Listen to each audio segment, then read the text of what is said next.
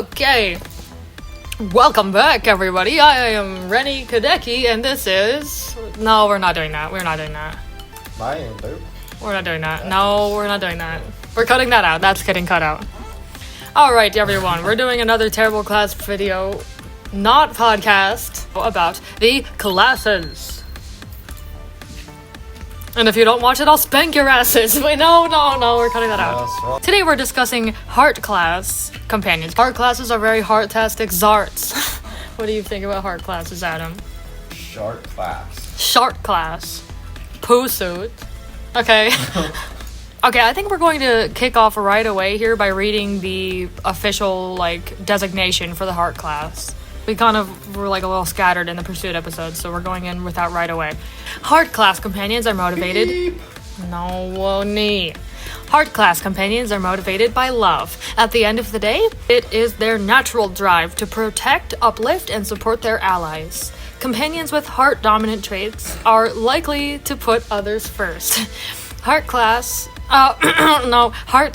Hearts are constantly thinking of new ways to improve the lives of those they cherish. Heart class companions are protective. They're also most likely to support others when things go awry.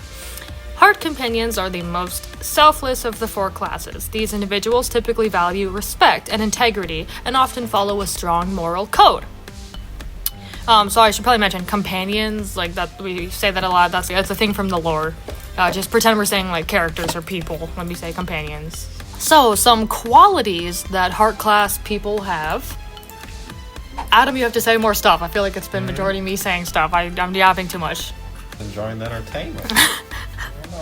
That's why I need you to talk, because when I have no one to bounce off of, I'll just start bouncing my own brain against the wall. Heart qualities that heart class people have. Everything heart class make bad bunkers. Everything heart class make better prey. Heart qualities. Hearts, I feel are the easiest to kind of understand the concept of. But that being said, even though heart classes are sort of... I think people also misunderstand heart class at the same time. That kind of just sounded like a complete contradiction right there. I think most people feel like they know what heart classes are. I think that people lose the plot a lot of the time, and we'll talk about that when it comes to heart class. Much a no-brainer, heart classes are generous. They put others first, which actually can be a self-destructive trait that they have. We'll come back to that later. I think in general, genuine heart classes tend to gravitate towards animals. Cleaning up animal crap off the floor. You know what I mean? Not a fun job, but heart classes will be the ones that want to do that because they care genuinely about the animal having a clean place to sleep and exist. They get hungry pretty quick, so they have to clean it. They have to clean it up, you know what I mean.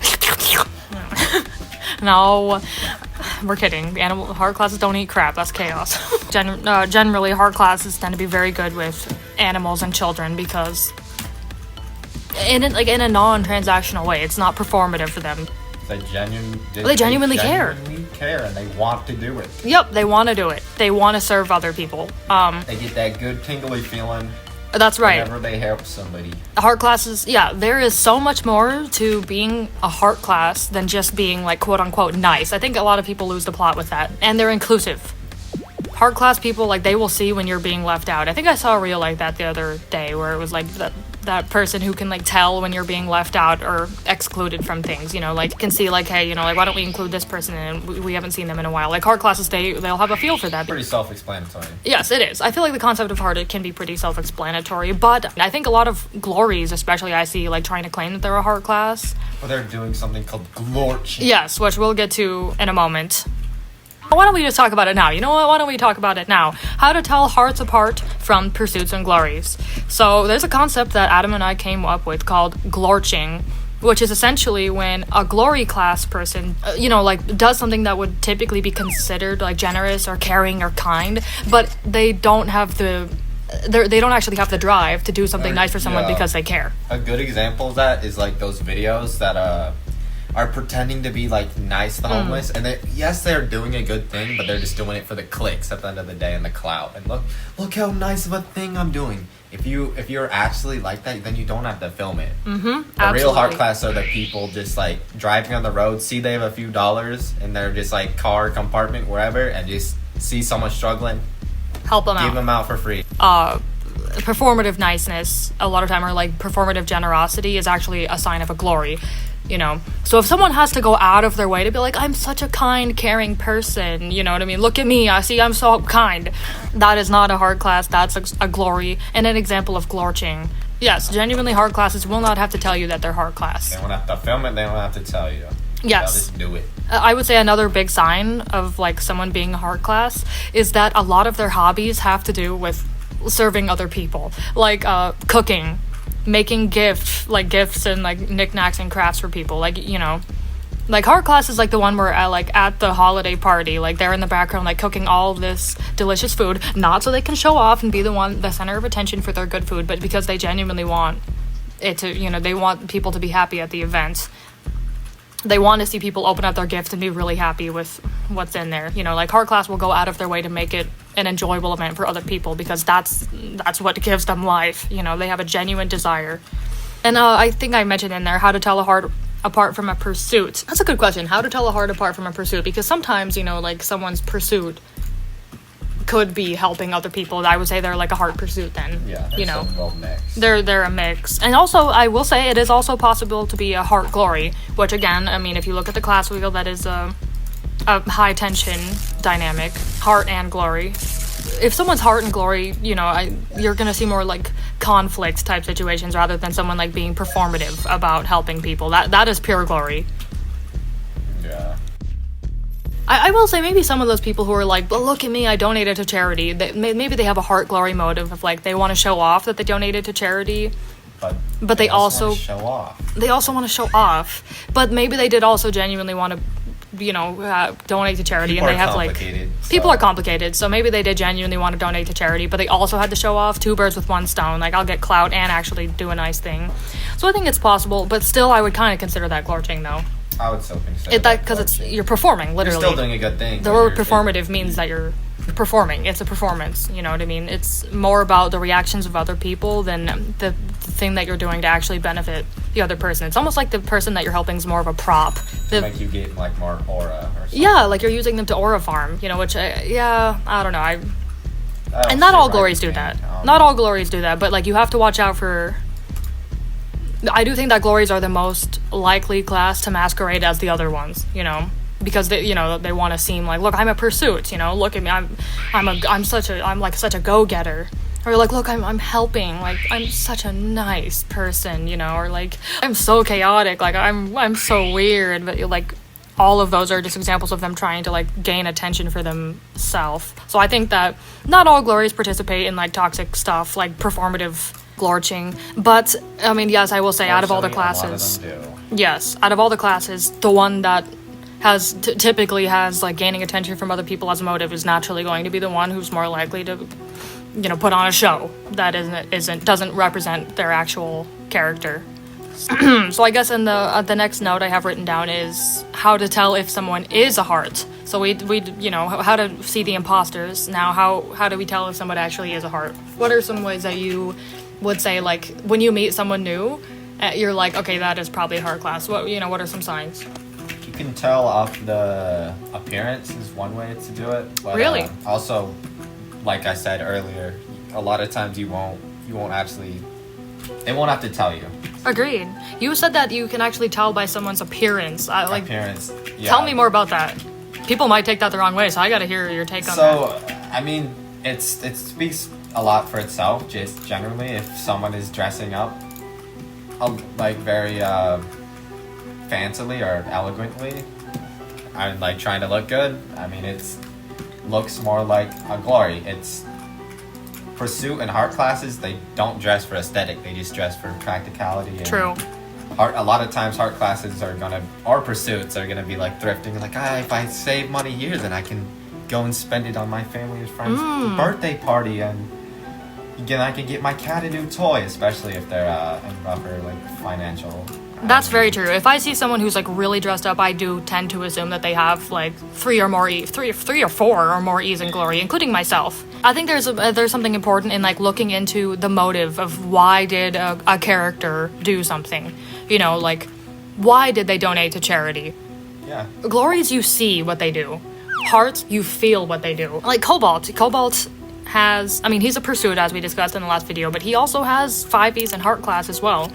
So like all the time I'm looking around and I just see, I look up at my shelf and I see like, oh, he 3D printed out a little gadget to make it easier for me to, I'm a germaphobe, he made it easier for me to like grab things without having to use my hands. A heart class would think of that. You know, I look around and I feel his compassion for me and you know, in my environment. It's not something that's broadcasted to the world, which is They're something humble. more like a glory. Yeah, they tend to be more humble. This next segment says, describe why the heart class symbol is a heart. Why is the heart class symbol a heart? That's self-explanatory. I'm such an idiot at Pursuit for writing that down. For any of the bricks out there. For any of the... That's crazy. Obviously, we don't have that many E's in heart class if it weren't obvious. I don't got that. I don't got much of a filter. Why don't we put Adam's specs on the screen since I put mine on the screen last time? And not even in a devious way, by the way. What are my recent specs? I would say that your recent specs are that you have 6 E's in Chaos, 5 E's in Glory. Your Pursuit and Heart are not, you know. Not very good. Yeah, like I need my glasses to see them. Damn. No. I mean, I'm not trying to be a hater because I'm also not that heart class. But no, like, that's the thing, because you do care for other people. You have a lot of heart qualities, but you're also a D1 hater, so it kind of counteracts that. I got that. You're a D1 hater a little bit, so Yeah, I try to include people, but I am like he is very if y'all inclusive get and on fair. my bad side, then I'm not very. I mean, yeah. we were not raised by heart class, and that's the thing. Like Adam has said that now in both videos. Like you want to have a parent that is harder pursuit optimally. I agree with that because We were raised by glories. we were raised by glories, and I think that you inherit. When I'll formally study this one day when I become a psychologist, but for right now, you know, take it with a grain of salt. But it also just kind of is a no-brainer that if you're being raised by people who are selfish and, you know, and they're instilling those qualities in you, so you are more likely to turn out selfish as well, you know. Especially if you have siblings that you have to compete with. Oh yeah, I think You they're have to compete for attention, and in our case, in Nario case, we had to compete for like food and resources. Yeah. resources, which is Oh yeah. definitely made us more glory. No, absolutely. Yeah. I think that you can inherit your class from your parents, and you typically do. Typically, I can low-key tell, like, what class someone's parents are just by seeing them. If I meet someone and they have, like, a really unique name, I automatically am kind of like, I got okay, their their parent wanted them to stand What, out. what is a hard class name? Their parent really What wanted are- them to what stand are out. What are 3 hard class names? Since you love 3s so much. I do like 3 a lot. That's hard to tell, but usually hard class will want to name their kids something that is going to be practical for them. I feel like Terry's. Terry's are hard class, you know. Terry's are hard class. Terry's are hard class. Yeah, they want to go for names that are going to serve them well throughout their life. They're thinking about their kid, like, this is going to be on their passport, this is going to be on their driver's license, this is going to be, like, at school with them, you know. Glories aren't thinking that way. They'll name their kid, like, Bartholomew, just so they stand out. I want my kid to stand out, and then they go to school, well, you're Bartholomew? Like, not, okay, and by the way, I have a unique name in real life, and so does my brother, so, like, and we have a glory parent, so, and I don't think that's always the case. Maybe, you know, maybe, Are you just because you have a unique name doesn't mean you have a glory the parent, but youngest it can be a Smite sign. sibling, bro, his name is Ultimate Glory. the ultimate glory. He has 4 names. He has 5? literally 4 5? names. I think 5. If you're Or like a 5. junior of someone too, your parents probably a glory. I'm sorry, if you're like a junior, that means that, well, maybe it's been passed down throughout the whole family. I can't always say that, but like, Yeah, 3 of the names that he has don't even have to do with anything. Just No, they the kind of most, do, like, 'cause glorious one- things ever. because isn't like one of them literally like our glory stepfather's name just supplanted onto his name? Yeah, he literally just supplanted. Yeah, Oh, he just planted it. he supplanted his own middle name in his son's middle name. That's pretty glory. That's crazy. Also, there's not always glory. Maybe I feel like that can be hard sometimes too. But I mean, I don't know. As soon as I hear that someone's like, if their name is Bartholomew Jr., I'm like, okay, your grandpa's a glory too, because the grandpa my son will stand out at school. His name's Bartholomew, and you know, and then the dad's like, my son will stand out. He'll have my name. And, you know, he'll just be my little junior mini-me named don't care Bartholomew if he'll Jr. get bold. And everything I do will be through him, vicariously. Terry is a hard class. Terry is such a hard class name. Terry is, yeah. Man, well, yeah. majority of I feel like are Terry's or my dyslexia. I've never met a bad Terry, and yes, Terry Crews is influencing me. I bet we're already going on like almost 30 I think minutes. we're already cooked. Oh my god, it's already like 32 almost minutes. longer than the Well, pursuit you're video. gonna have to cut it out. Characters. Oh, quickly. characters, yeah, No. quickly. So here's some heart characters that we have written down here. So first we're gonna go for an obvious one that I'm sure a lot of you were kind of knowing would be on here maybe. Fluttershy from My Little Pony. You know, textbook heart character. Sweet, compassionate, caring. Literally, we like everything we mentioned. Cares about animals. Cares a lot about her friends, you know. I think she is like, if you were to ask someone to think of like you know, someone to like reference a pop culture character who is a heart class, Fluttershy would be like the top of most people's list, I think. You know, she is very stereotypically a heart class character, ticks every box. And that is why today I wanted to write down some other types of heart class that might surprise you a little more. Ragatha. Okay, Ragatha's not really that surprising. I'm sure, you know, it would be obvious that Ragatha was a heart class, but she has some complicated things in her that I wanted to discuss. Ragatha from The Amazing Digital Circus. Obviously a heart class, like the whole time, like right away it's established with her character that she cares a lot about the other characters and wants to help people, and she doesn't want anyone to feel like they're excluded or unwelcome, or she wants people to have a good experience around her generally. But I think that a big part of Ragatha's nature stems from her past trauma. She is desperate to prevent other people from feeling the way she felt in the relationship with her mom. And I think there's actually a slightly self-destructive element where Ragatha's own sense of self-worth and like progress with overcoming the trauma is entirely dependent on how effectively she feels she's helping other people. It's like she's trying to heal herself through healing other people and like helping other people. And that could be considered like slightly destructive or slightly toxic, and I don't even think she's aware of that. But I would classify her as a heart because her genuine motive is to be the loving figure that her mother was not for her. But yes, I think she has a bit of like a slightly self-destructive or even, you know, selfish quality to that love that is for other people. Like when Ragatha starts like feeling like she's failing Pomni, I think, you know, she almost feels like she's failing herself. I have actually, Toriel was like the first one that I'd listed down. Toriel for heart class, but again, that's kind of obvious. Yeah, that's an obvious heart class. And by the way, we're talking Undertale specifically. Adam and I have actually avoided interacting with the Deltarune side of the franchise because we are saving that to play with Twisted. So yeah, I've seen a few spoilers, and you know, and I've seen that like the whole like thing with like Sans and Toriel gets a bit like sketch or whatever, you know. So I just to like clarify that I'm talking about Undertale Toriel. But yeah, Toriel in Undertale is like a textbook heart. Not saying she's not in Deltarune, I just actually don't know what she's like, but you know, Undertale I know about. Jujutsu saying it might be a little different. I don't know. I feel like in Deltarune they went a different direction with a few of the characters, and I'm not as aware of it. So feel free to come correct me in the comments. No spoilers, no please. We're waiting for Twisted. So obviously I wrote down Toriel as the like obvious heart. Well, as the surprise or a little bit more shocking heart mentioned, I actually have Sans from Undertale, specifically Undertale Sans, not Deltarune. I have him listed as a heart chaos because I like to think that Sans is a former pursuit class, but he's become apathetic because you know how he knows about the whole timeline resetting thing. He's aware of that, and I think it's caused him to basically lose his luster. You know, he's kind of like, well, what's even the point of working or anything?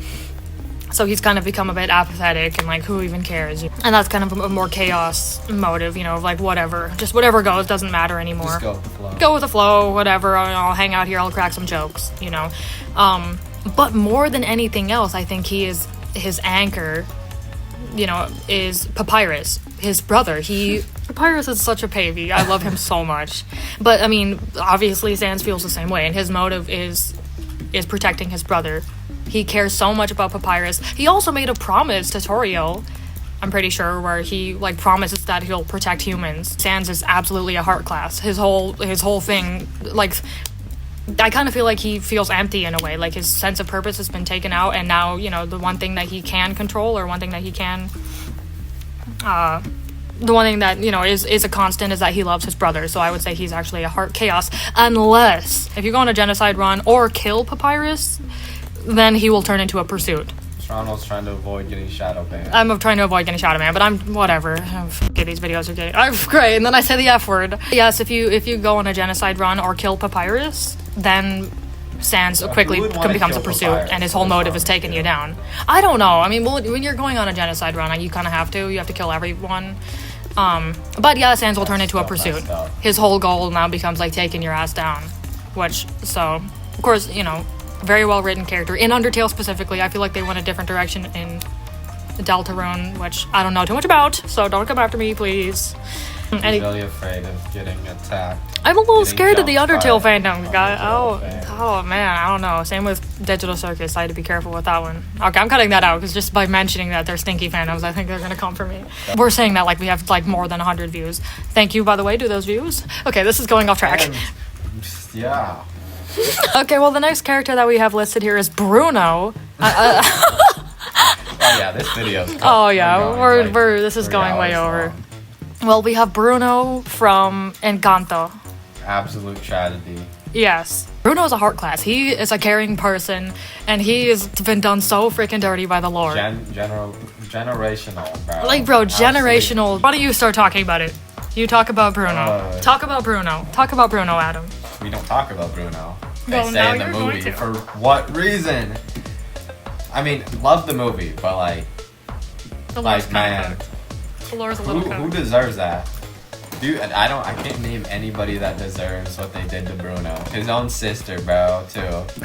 Like, isn't that hearing lady, bro, just heard him weeping in the walls, bro, and like at the dinner table, like crying with his fake plate, like he drew into the table because he had to self-disown himself because everybody hated him so Oh bad. yeah, no, they disowned him for the just a power that, just the power of being able to see the future is now his fault. Basically, is the whole we lore. looked up why they hated him just Because to we were make pretty sure. We were pretty sure. just to get it accurate and tell him what it said. They pretty much misinterpreted his ability to see the future as him creating the bad future. You're telling me you lived with this guy for like 20 years and you somehow, and you know his power is predicting the future, but they're just like, he caused that! He caused that, and let's have a... tell me my goldfish died, then tomorrow it dies, and I know we predict the future, I and mean, it he dies? caused it to die. He cursed did it. that. He cursed it. No, those are such breaks. Those are Yeah, literally... bro, and then it's just like the... and Everyone then, in that like, movie's a break, and except then for, it's like, eight- Mirabelle and then and they him. have their, they have to have their Bruno hate time. You're telling me they came up with that song on the spot? No, dude, that's like... They have a whole 10-part harmony, diss track, about this guy. Like, you're telling me... And he's on the other side of the wall, just, like, holding a fork and knife, like, ooh. And they're all like, It's 8 Bruno! Bruno! Sub like 30 It's trash. Jitsu scores. So okay, there's people that like have vine powers, like strength powers. But apparently somebody telling the future, like, and it's not even, it's just possibilities, is apparently They're just possible futures. so wild to them that now Bruno is... That Bruno created the future. He created the future. Wow. And he's actually a nice dude. And then he just turns out to be a sad hard class, and then he just takes it and he's like, my family doesn't want My family me. doesn't Oh, even want me. Time to go live in the walls and Well, do 'cause craps he- and pots. He does crap. Like, where is he crapping, bro? He's feeding it to the rats. Him and the rats are... What is he eating? Rat droppings. That movie it was on in the background, okay? Maybe it shows him eating something. It's just terrible how bad he's treated when he's just like a genuine heart class that's just worrying about people. bro. And it's like, your fish is gonna die tomorrow. Oh, it's gonna rain at your wedding. It's gonna rain. I don't want it to rain at my wedding. Okay, and like in the song, like I said you do earlier, that? that's like the only potential valid crash out is like, why would he mention that it rains? But like, just seeing how they frame him in every other scenario, she probably asked about what the weather was going to be, Bro, they're and then he really just told portraying her. this guy as like a skinny, like rat, like tamer Goblin that's 7 feet, monster. goblin, like. Man, what did he do? Like, you gotta wonder, what did he do? Apparently he just... All he did was just see the future and like tell them about the future, and then he had and a that's really... his power, and they know it's Oh, his yeah. power because they've lived with this guy for like 20 years. Oh, but yeah. Apparently, no. Good. If I was that house, I want my ass to crumble down too. Like, I can't deal with these stupid people. And the house obviously is like, It's dude, so why is this guy great. in my wall? Like, well, because he had a vision about like what's coming for the house, and then like, tell us the vision right now, and then they're like, but of course, like, well, now they're gonna think I caused it. I'd run away too. But of course, he's heart class, so he still wants to be near the family. But he just took the hint. But he took the hint. They think I'm causing all this to happen. So I'm going to go hide away now. Bro, this has got hate song, diss tracks. And the fact that like the townspeople start joining in, not only just the family. It's not even just the family. It's not even just the family singing about it. Like the whole town pulls up. Like this, they have to be rehearsing this shit. I genuinely think that. Oh, they genuinely think that. It's not even like they're trying to be haters. Although I don't know, that little kid having to describe him as like having rats all over his ass. Like, why do you have to go out of your way? He's like a 7 foot tall SCP or whatever. What do they call him? And why, bro? When did Bruno disappear? How old was that kid when Bruno even disappeared? Like, how well did bro even know him? I don't. Okay. Anyway, that's the end. And Adam, you take us out. Alright, Smite's out. Smite's out.